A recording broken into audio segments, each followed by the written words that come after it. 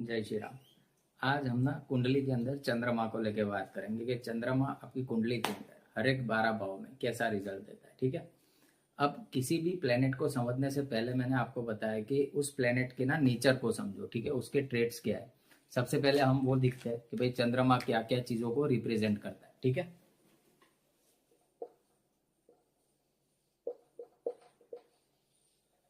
आपकी जितनी भी भावनाएं इमोशंस है वो चंद्रमा से देखे जाएंगे।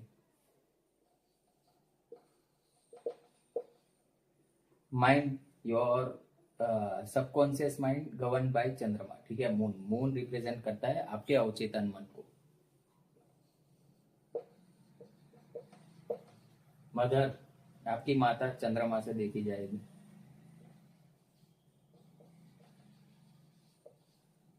चेंज, आपके जीवन में जो चेंज हो रहा है वो भी चंद्रमा की वजह से हो रहा है। वाटर, पानी, पानी भी चंद्रमा है।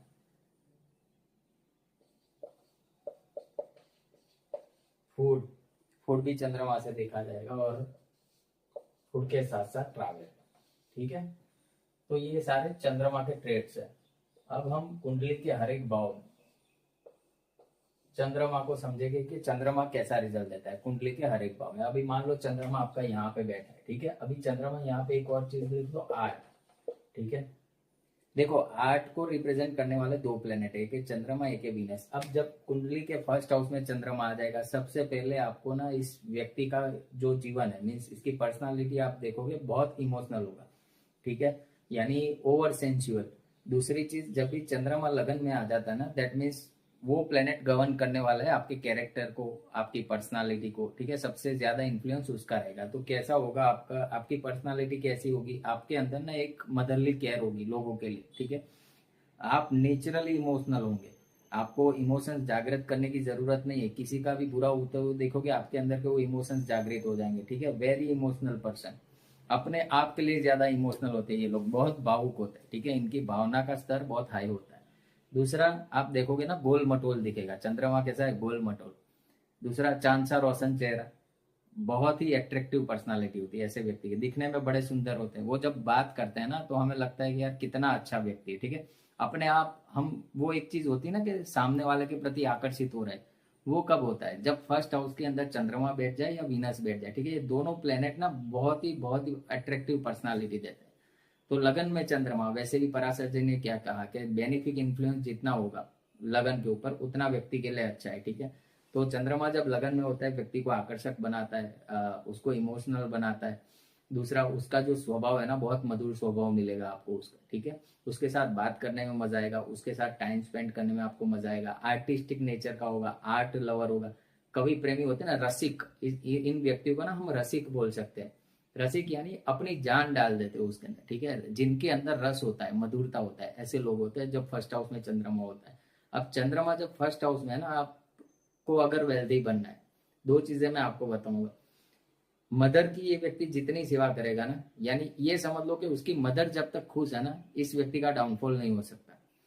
ठीक है, मदर अगर खुश नहीं है तो ये व्यक्ति जीवन में कुछ नहीं कर पाएगा। सबसे पहली प्रायोरिटी ये है अगर चंद्रमा लगन में बैठा है तो। दूसरी चीज, इनिशियल प्राइमरी एजुकेशन होता है ना, वो चंद्रमा से देखा जाता है। ठीक है, तो जब फर्स्ट हाउस में चंद्रमा हो, ये व्यक्ति जितना पढ़ेगा, जितना अपने आप को डेवलप करेगा पढ़ाई लिखाई के अंदर, उतनी इसकी वेल्थ बढ़ती जाएगी।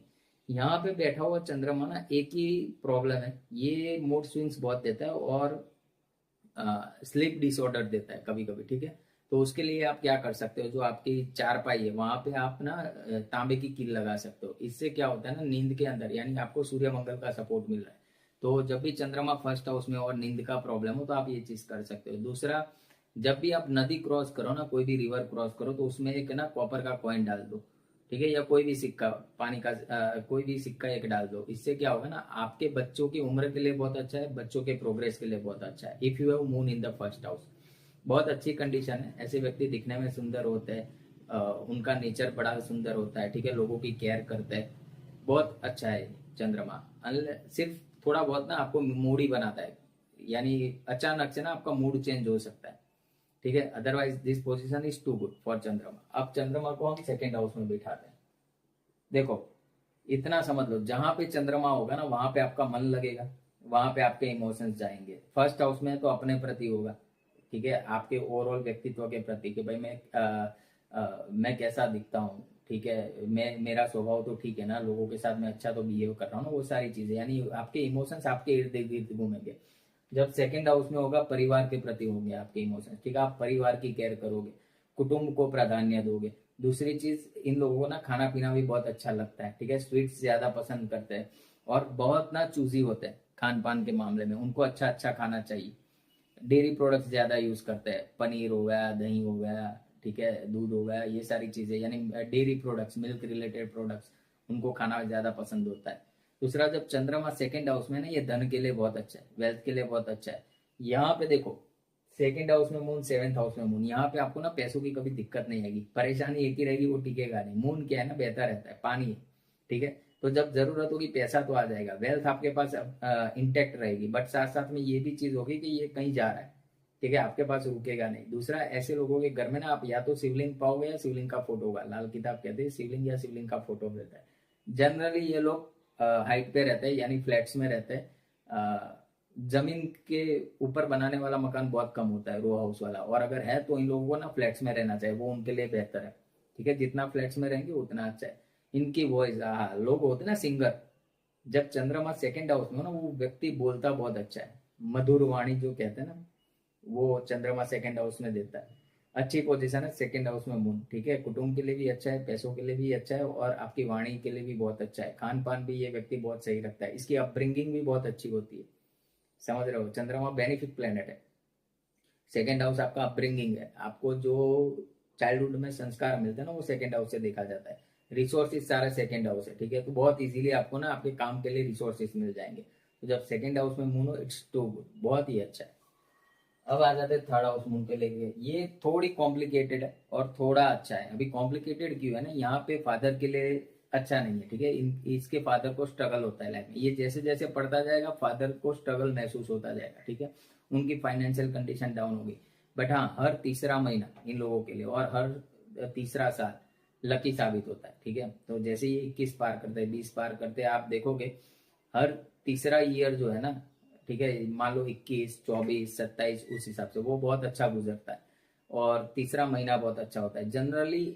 थर्ड हाउस में जब चंद्रमा आप देखो ना, इनकी मदर ने उनके फादर का रोल अदा किया होता है, ठीक है, उनकी मदर आपको बड़ी स्ट्रांग मिलेगी।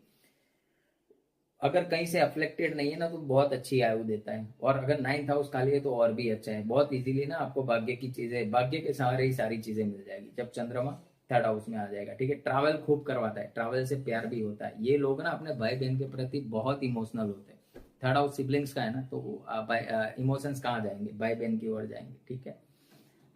ज्यादा मेहनत नहीं करवाता, बट हाँ फादर के लिए उतना अच्छा नहीं है। अगर आपके थर्ड हाउस में चंद्रमा है तो your father will face financial problem, ठीक है, जैसे जैसे आप पढ़ते जाओगे ना, आपके फादर को फाइनेंशियल प्रॉब्लम या फाइनेंशियल क्राइसिस का सामना करना पड़ सकता है, या तो फिर आपकी मदर ने फादर का रोल निभाया होगा, मदर ने खूब संघर्ष किया होगा। एक पिता क्या करता है ना, कुटुंब का पालन पोषण, तो मदर ने वो चीज करी होगी, ठीक है।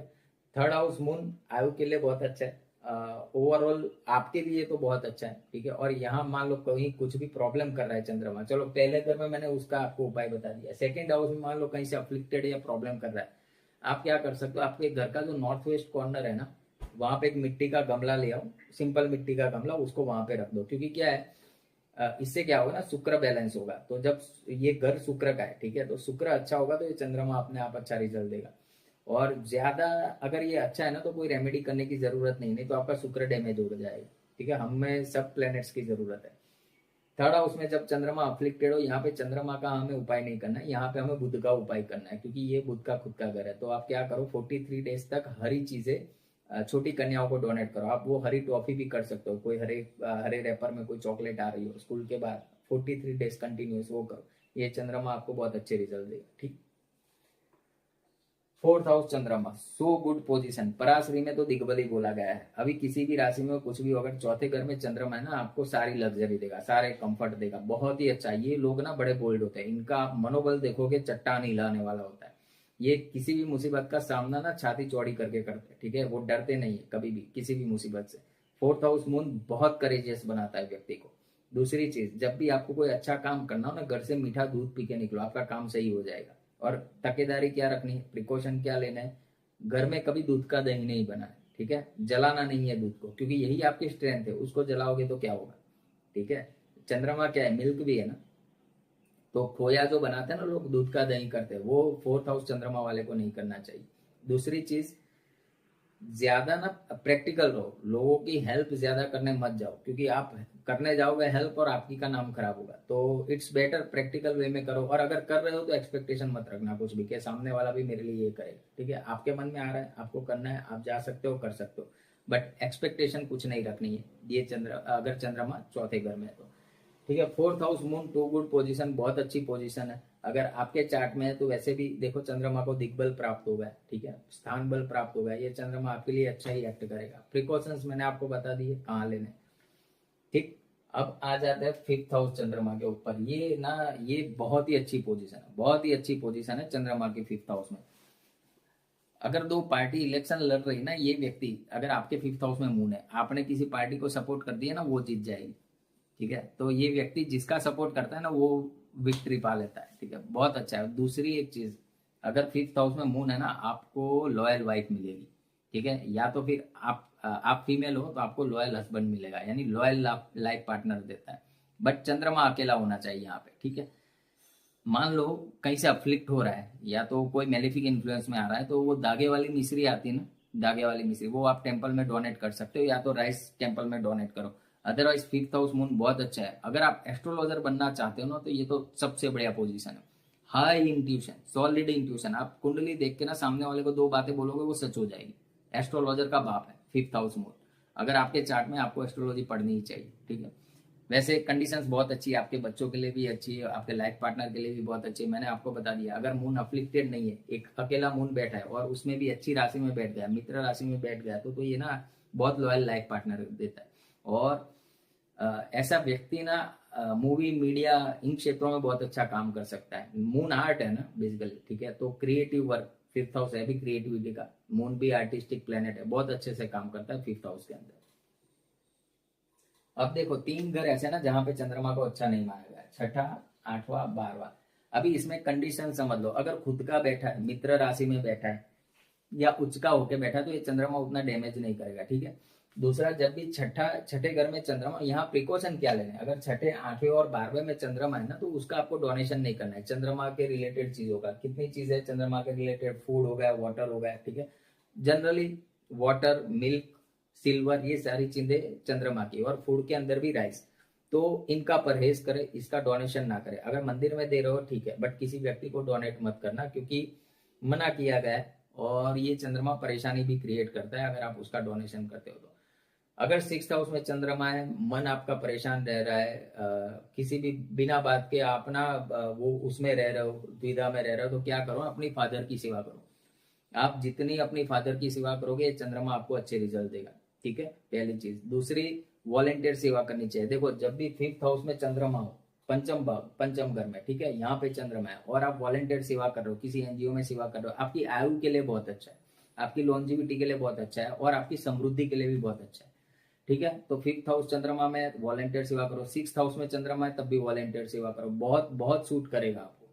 दूसरी चीज, जब भी चंद्रमा छठे घर में या 10वें घर में आपको मिल जाए ना, इस व्यक्ति की जॉब चेंज होती रहती है, ठीक है, स्टेबिलिटी वाली जॉब नहीं होती, बट हर जॉब के बाद ना ग्रोथ मिलेगा उसको, यानी दूसरी जॉब में वो जाएगा ना, वो ग्रोथ लेके ही जाएगा। तो इनफैक्ट देखने जाए तो ये अच्छी कंडीशन है। हर एक व्यक्ति क्यों काम करता है, ग्रोथ के लिए करता है, सिंपल है, ठीक है। अब 7वें घर में चंद्रमा, देखो बहुत केयरिंग लाइफ पार्टनर देगा आपको, ठीक है, बहुत ही केयरिंग लाइफ पार्टनर देगा। दिखने में बहुत अच्छा होगा, चांद सा रोशन चेहरा, ठीक है, तो दिखने में भी बहुत अच्छा होगा। यहाँ पे ट्रबलसम एक ही चीज है, सॉरी, दो चीज है, दूसरी तो चलो ठीक है, बट एक चीज क्या है ना, यहाँ पे अगर प्रॉब्लम क्रिएट होगी ना, तो या तो आपकी माता की वजह से होगी मैरिड लाइफ के अंदर, या तो मदर इन लॉ की वजह से होगी, ठीक है, वो होगी जरूर। क्योंकि क्या है ना, जब चंद्रमा 7वें घर में बैठ जाता है ना, तो चंद्रमा क्या है, मदर है, तो प्रॉब्लम्स, डिस्प्यूट जो आने वाले हैं ना, तो मदर की ओर से आएंगे, या तो सासू माँ करेगी या आपकी माँ करेगी।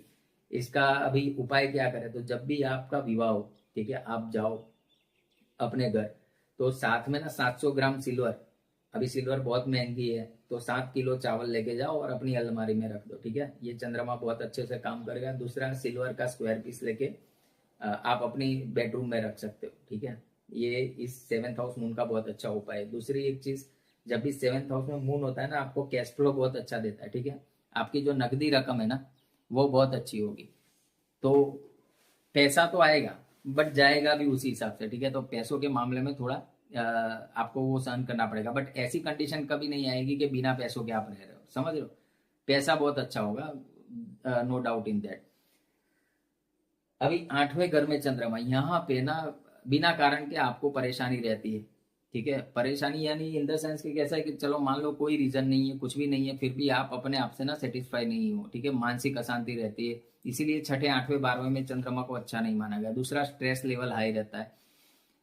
अब क्या करें इस केस में, चलो अपनी राशि में खुद का एक्सोल्टेड है तो उतना प्रॉब्लमेटिक नहीं है, बट 8वें घर में चंद्रमा है ना, तो लाल किताब में बहुत अच्छा उपाय दिया गया। आप शमशान घाट का पानी शीशे की बोतल में लाके घर के नॉर्थ वेस्ट कॉर्नर में रख दो, ये चंद्रमा धीरे धीरे पेसिफाई हो जाएगा, पहली चीज। दूसरा, आप राइस का डोनेशन टेम्पल में कर सकते हो, ठीक है। जब आप राइस डोनेट करोगे टेम्पल के अंदर, तो वो भी इस चंद्रमा को बैलेंस करेगा, अच्छी कंडीशन है।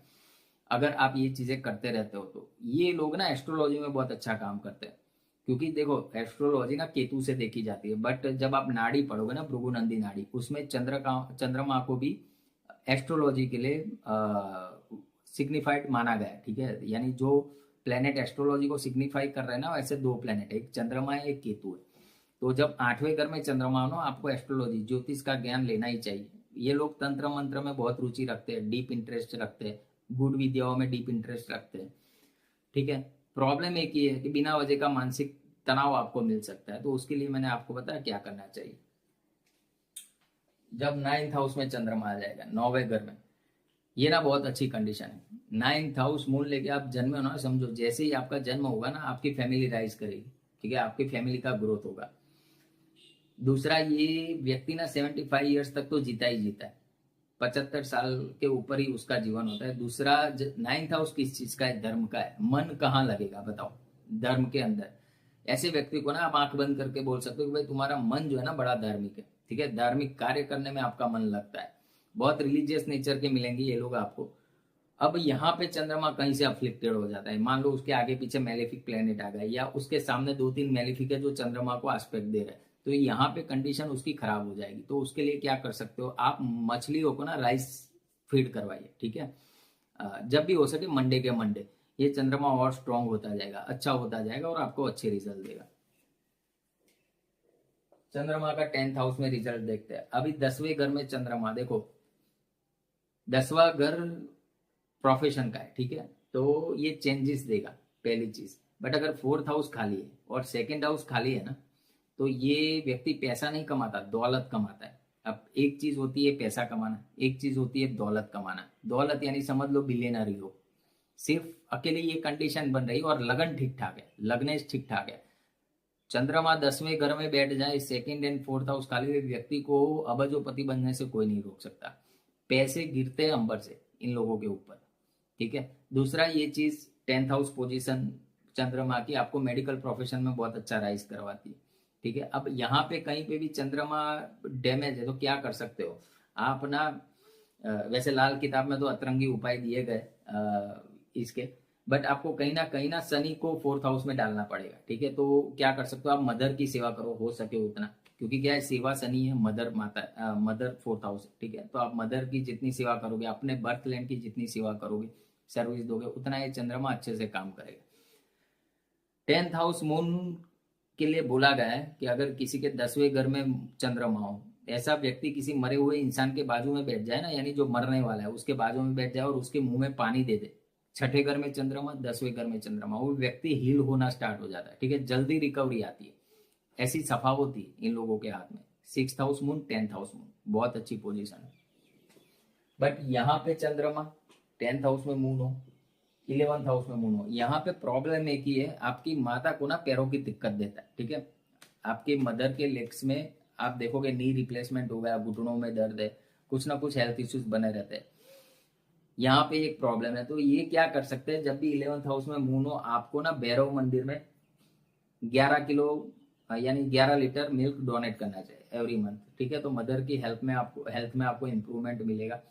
अदरवाइज बेटियों के लिए बहुत अच्छा है। आपकी बेटी जो है, ठीक है, या तो आपके सराउंडिंग आपकी जो माता है आपके लिए बहुत लगे, अगर 11th हाउस में मून है तो, ठीक है। आपकी समृद्धि के लिए जिम्मेदार वो लोग हैं, तो उनको कभी हर्ट मत करना। आपको रिलेटिव्स भी वैसे देंगे, अच्छे रिलेटिव्स देंगे, केयरिंग रिलेटिव्स देंगे। आपके दोस्त यार भी बहुत अच्छे होंगे, घूमना फिरना पसंद होगा आपको, उनकी कंपनी आप एंजॉय करोगे। तो चंद्रमा 11th हाउस में बहुत अच्छा है, बट मदर को हेल्थ इश्यूज देता है, तो उसके लिए आप ये प्रिकॉशन ले सकते हो, ठीक। अभी जब ये 12th हाउस में मून आ जाए, तो पहले तो मैंने आपको बताया नींद डिस्टर्ब करता है, फर्स्ट हाउस 12th हाउस। दूसरा 12th हाउस मून में ना मानसिक अशांति देता है। मानसिक अशांति यानी बिना बिना वजह का स्ट्रेस, ठीक है, तनाव, वो सारी चीजें रहती है। अब जब 12th हाउस में मून हो ना, वो ये अच्छा है बुरा है वो कंसिडर करने के लिए ना आप सीधा एक प्रैक्टिकल अप्रोच अपना सकते हो। वो प्रैक्टिकल अप्रोच क्या है? अगर आपको बात करना पसंद है, आप बातू नहीं हो, आप टॉकेटिव हो, तो आपका चंद्रमा अच्छा है। अगर आप इंट्रोवर्ट रह रहे हो, आइसोलेट रह रहे हो, तो फिर ये चंद्रमा अच्छा नहीं है, ठीक है। दूसरी चीज, ये लोग ना सपने में देख लेते हैं क्या हो सकता है, यानी इनका इंट्यूशन बहुत हाई होता है, उनको समझ आ जाती है चीजें कि आगे क्या होने वाला है। और ये व्यक्ति अपनी मृत्यु भी भाप लेता है, उसको पता चल जाएगा जब इसकी मृत्यु आएगी ना, ही विल नो कि भाई बस ये अभी मेरा टाइम आ गया है। आपने देखा ना पहले के जमाने में लोग होते थे, बोल देते कि भाई बस ये अभी लास्ट वीक है, ठीक है, ये लास्ट मंथ है, मुझे लग रहा है मैं जा रहा हूँ। ये सब 12वें चंद्रमा वाले लोग हैं, ठीक है, 12th हाउस में। ओवरऑल चार्ट देखें हम तो 6, 8, 12th में चंद्रमा की पोजीशन उतनी अच्छी नहीं बोली गई है, बिकॉज देखो ये घर क्या है ना, ये घर थोड़े त्रिक भाव है। त्रिक भाव यानी इंसान को जो परेशानी वगैरह सारी चीजें आती है ना, वहां से ही आती है। और वहां पे चंद्रमा यानी चेंजेबल प्लेनेट, ठीक है, तो वो आता ही रहता है, समझ रहे हो। तो यहाँ पे जब 6, 8वें, 12वें में चंद्रमा हो, एक तो ओम नमः शिवाय का जाप करो डेली, बहुत अच्छा रहेगा। दूसरा 6, 8वें, 12वें को लोग जो मैंने आपको रेमेडीज बताई है वो फॉलो करो, बहुत अच्छे से काम होगा, ठीक है। तो आज के लिए इतना ही, मिलेंगे नेक्स्ट वीडियो में। जय श्री राम।